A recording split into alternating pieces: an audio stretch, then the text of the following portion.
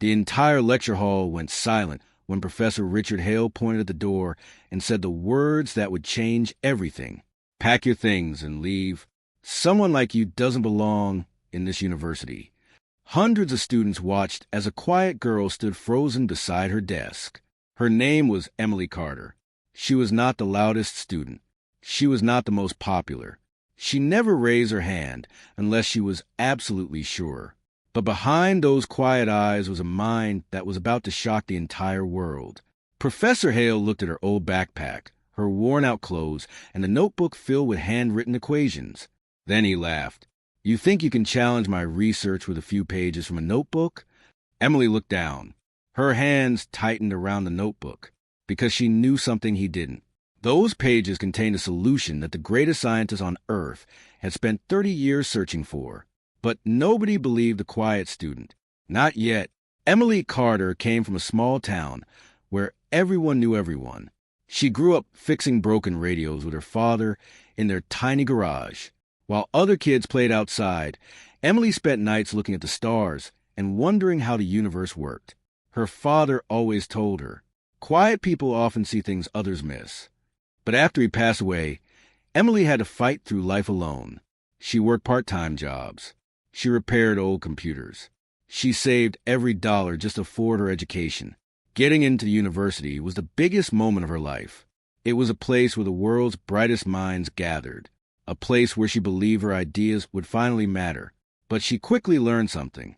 A brilliant idea from the wrong person was often ignored, especially when that person looked ordinary, especially when that person was a shy young woman nobody knew. Professor Richard Hale was one of the most respected scientists at the university. His face appeared in magazines. His speeches were watched by thousands. He had spent decades studying advanced energy systems. Everyone admired him. Everyone except the people who worked closely with him. Because behind the awards and expensive suits was a man who believed intelligence belonged to people with status. During his classes, he often reminded students, real discoveries are made by professionals, not amateurs. And whenever Emily asked questions, he smiled, not because he respected her, because he thought she was wasting his time. One afternoon, the class was discussing an unsolved scientific problem, a challenge that had confused experts for decades. The problem was simple to explain, but almost impossible to solve. How could a system produce maximum energy efficiency without becoming unstable? Thousands of researchers had tried. Many had failed. Professor Hale proudly told the class, "This problem has defeated some of the greatest minds in history." The room stayed quiet. Then Emily slowly raised her hand. Every student turned, because she almost never spoke.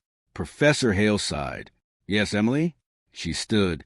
"I think the reason nobody solved it is because everyone is looking at the wrong equation."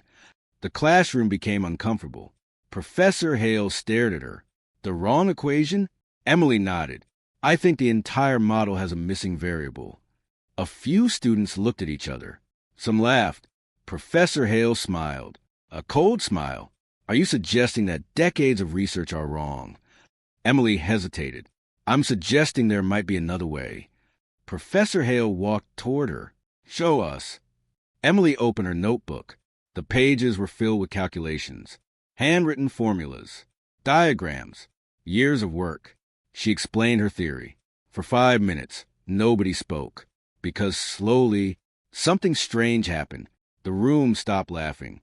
Even Professor Hale stopped moving. The numbers made sense, but then his expression changed. Not because she was wrong, because she might be right. After class, Emily expected questions. Instead, Professor Hale called her into his office. The room was filled with awards and photographs, proof of a success. He placed her notebook on the table. "Where did you get this?" Emily looked confused. "I created it." He laughed. "You expect me to believe that?" Emily stayed silent. Professor Hale leaned forward. "Listen carefully. You are talented, but talent without experience is dangerous." He closed the notebook. "You are embarrassing yourself." Those words hurt more than she wanted to admit, but she still believed the truth would eventually win. She didn't know how wrong she was. The next morning, Professor Hale did something nobody expected. He accused Emily of academic misconduct. He claimed her research was impossible. He claimed she had copied information from unknown sources. The entire university heard about it. Students whispered. Professors questioned her. The girl who barely spoke became the center of attention, but not in the way she dreamed. The university held a disciplinary meeting. Emily stood in front of a room full of professors. Professor Hale sat at the center, confident, powerful. He presented his argument. She created impossible calculations without proper research history. A professor asked, "Emily, do you have proof this is your work?" She looked down.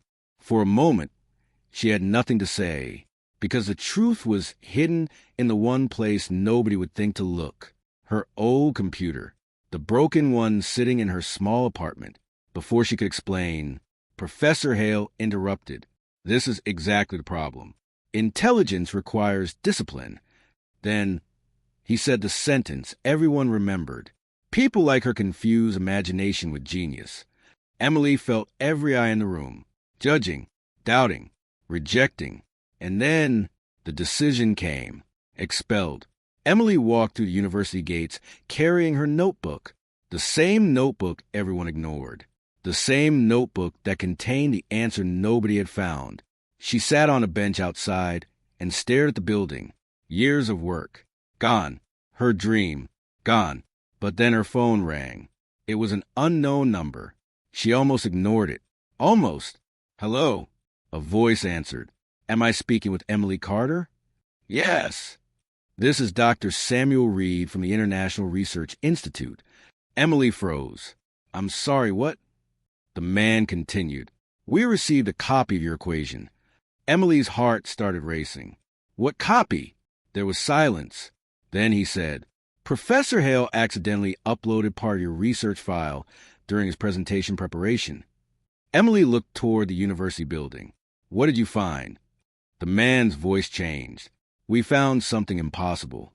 A pause. "Your solution works." 3 days later, the entire scientific community was talking. A young student nobody knew had solved a problem that had challenged experts for decades. Researchers around the world tested her formula, and every time it worked. The news spread. Universities called. Scientists requested meetings. Companies offered millions. But there was one person who stayed silent: Professor Hale, because suddenly people were asking a different question. If Emily Carter was right, why was she expelled? The university tried to control the situation. They announced they were reviewing the decision.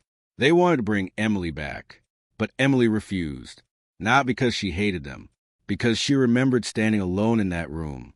She remembered nobody believing her. Then something unexpected happened. A group of the world's top scientists arrived at the university, not to meet Professor Hale, to find Emily. Cameras followed them. Students watched. Professors gathered.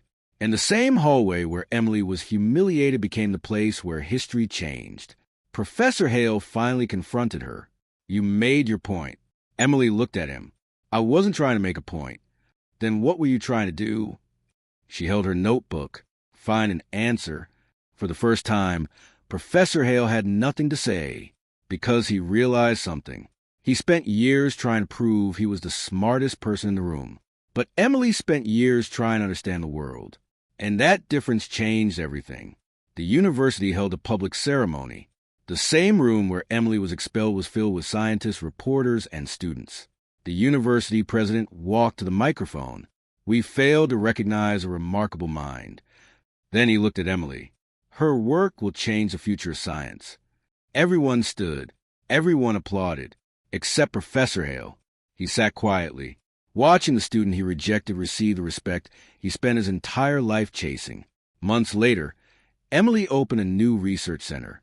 Not for the richest students, not for the most famous names, for people who had ideas but nobody willing to listen.